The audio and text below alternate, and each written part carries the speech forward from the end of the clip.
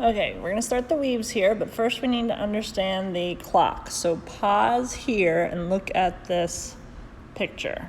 Pause now.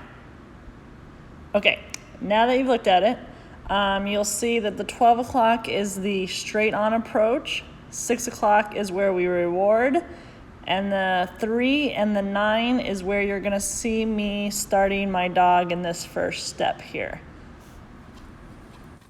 So the first step here is just making sure the dogs are comfortable doing anything and everything with the weave. So I'm kind of letting her do whatever. I'm luring, I'm doing little figure eights, circle rounds, always tossing the cookie on the ground, but just making sure that they're comfortable touching the PVC and not afraid to interact with these weave pulls. And once you know they are comfortable with that, then you're gonna start putting rules to your weave pulls.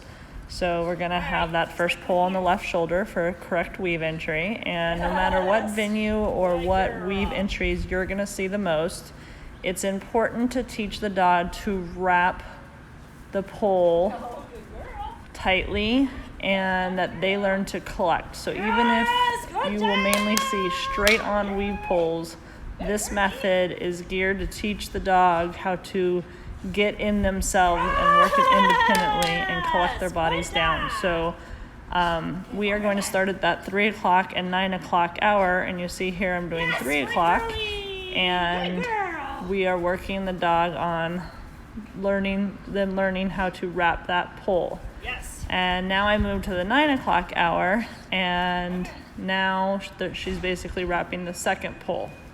Yes. So you'll notice that I am not totally luring it. I'm letting her think a little bit, but I'm very quick with the reward, and I will lure if I need to, especially at that other side, the 3 o'clock hour. This 9 o'clock hour is typically the easier one. You might only have to do it a few times. So that's why I flip back to the other side to do the more difficult collected 3 o'clock hour. And you'll notice that I am using my off arm to reward. So if she's on my right, then the cookies are all going to be in my left hand, because I do not want her looking at my inside hand, my signal hand. That is actually going to kind of signal her to take the weaves, but mostly she's just going to do it by herself, and that cookie hand is going to be in that off arm. So in this case, it's the left hand. And I make a big deal when she gets it and not a big deal when she misses. I barely even mark it. I just, let's try again. We really want these to be positive and super fun to learn and train. Good girl.